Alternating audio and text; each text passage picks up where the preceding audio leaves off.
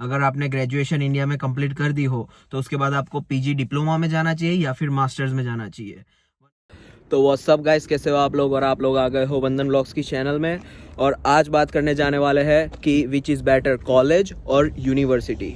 एक के बाद एक दोनों का डिस्कस करेंगे कि क्या क्या बेनिफिट्स है, और at the and I will say my opinion. तो बिना किसी देर के वीडियो शुरू करते हैं। और अगर आपने मेरी चैनल को सब्सक्राइब नहीं किया तो प्लीज़ सब्सक्राइब कर दीजिए, मुझे अच्छा लगता है। सो बिना किसी देर के वीडियो शुरू करते हैं, लेट्स गो।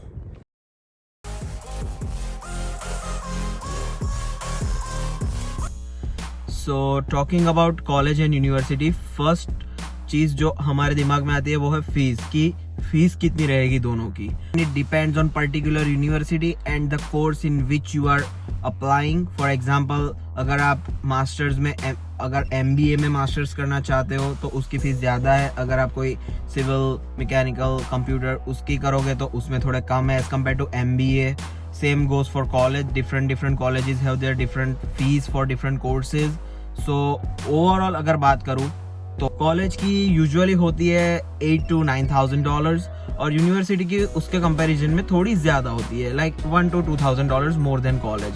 सो उसकी यूनिवर्सिटी की होएगी $10,000 to $12,000। तो बहुत ज़्यादा फ़र्क नहीं है दोनों में, सिर्फ $1,000 to $2,000 का फ़र्क रहेगा कॉलेज और यूनिवर्सिटी में।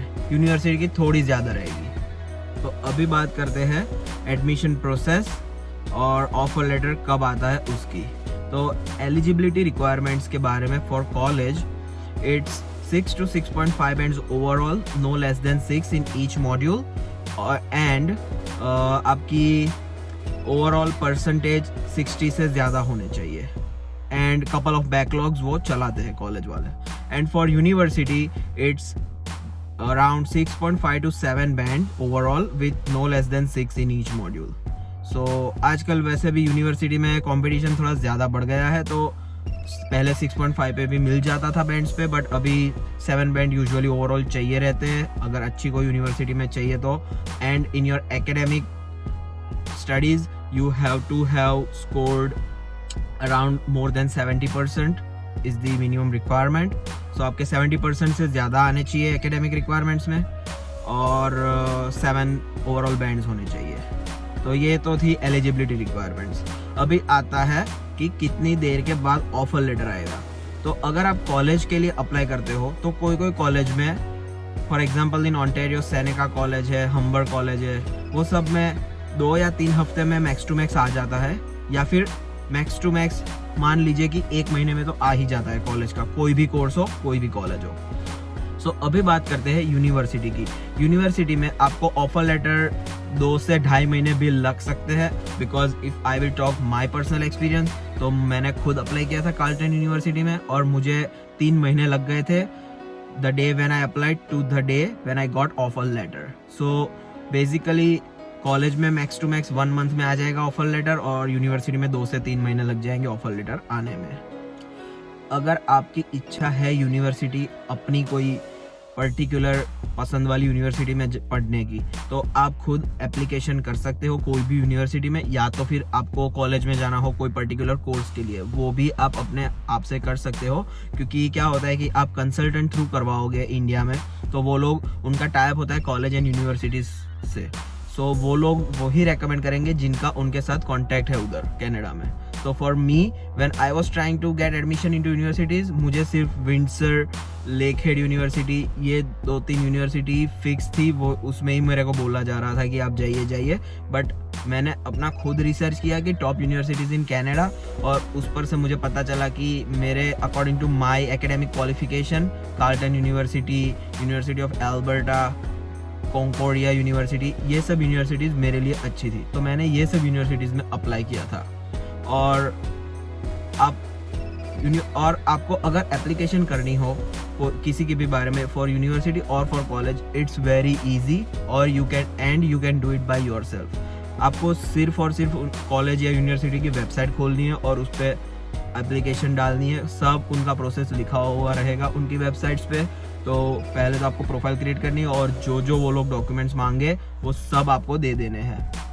बहुत ही सिंपल प्रोसेस है, तो आपको कोई दिक्कत नहीं आएगी एप्लीकेशन करने में। अगर आपको अपनी खुद की पसंद की कॉलेज या यूनिवर्सिटी में जाना हो तो इजीली आप अपना कर सकते हो। अगर हम बेनिफिट्स के बारे में बात करें तो यूनिवर्सिटी में थोड़े ज़्यादा बेनिफिट्स है as compare to college. Because क्या होता है कि यूनिवर्सिटी में एक तो आपको स्कॉलरशिप मिलने के चांसेस रहते हैं अगर आप अप्लाई करो तो स्कॉलरशिप्स में।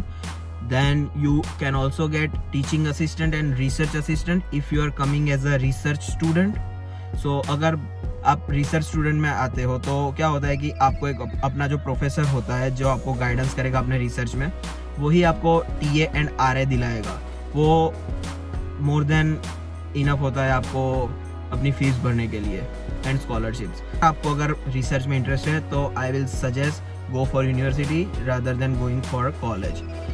And at the same side अगर आप कॉलेज में जाओगे तो कॉलेज में आप तब जाना जब आपको कोई एक पर्टिकुलर कोर्स में इंटरेस्ट हो। अगर आपको कोई एक पर्टिकुलर कोर्स में इंटरेस्ट हो और आपने सोच ही लिया है कि उसमें ही मेरा इंटरेस्ट है तो आप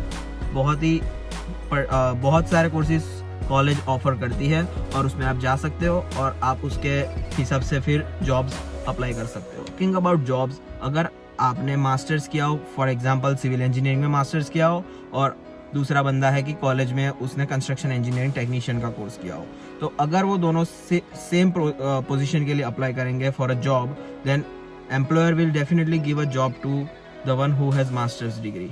सो थोड़े मास्टर्स करने के ये भी बेनिफिट है कि आपको जॉब थोड़ी जल्दी मिल जाएगी as compare to college students. So एक तो था ये बेनिफिट जॉब का, दूसरा हो गया फीस में आपको स्कॉलरशिप्स, रिसर्च ग्रांट्स और वो सब मिलेगा यूनिवर्सिटीज़ में, जो कॉलेज में थोड़ा कम मिलता है। मैंने अभी तक सुना नहीं है कि कॉलेज में बहुत ज़्यादा मिला है किसी को, बट मैंने यूनिवर्सिटी में सबका सुनता रहता हूँ और मुझे खुद टीचिंग असिस्टेंट मिला था तो मुझे TA एंड RA का सब पता है स्कॉलरशिप्स का। सो एक तो हो गया ये। अभी बात करेंगे कि PR में क्या फ़ायदे हैं। सो यूनिवर्सिटी में आप अगर अपना मास्टर्स करते हो और आपको PR अप्लाई करना है तो there is one stream called PNP, provincial nominee program, in which there is a stream called masters graduate stream. अगर आपने मास्टर्स किया हो तो आप उसमें अप्लाई करके डायरेक्ट PR बन सकते हो थ्रू PNP। आपको जस्ट अप्लाई करना रहता है, आपकी डिग्री एंड आपका फुल टाइम जॉब एक्सपीरियंस का लेटर, दैट्स इट।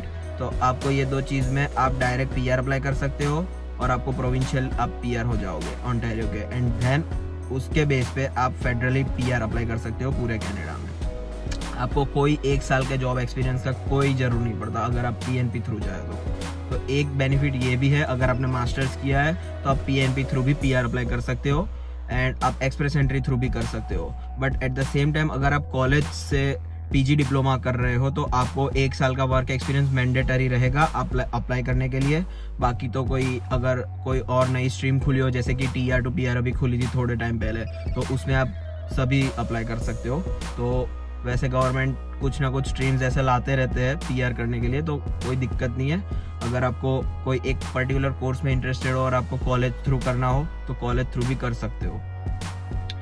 तो ओवरऑल तो मैं तो यही बोलूँगा कि यूनिवर्सिटी में अगर आपको जाने की इच्छा हो तो जाना, because university is better than college and उसके बहुत सारे बेनिफिट्स है। मैंने आपको बोल ही दिया, PR, स्कॉलरशिप्स, TA, RA, ये सब थोड़े ज़्यादा बेनिफिट्स है, जॉब्स, तो ये सब मेरे हिसाब से ज़्यादा बेनिफिट्स रहेगा अगर आपने मास्टर्स किया हो तो। और दैट्स इट गाइज। अगर आपको वीडियो अच्छी लगी हो तो please like, share, comment and subscribe to my channel.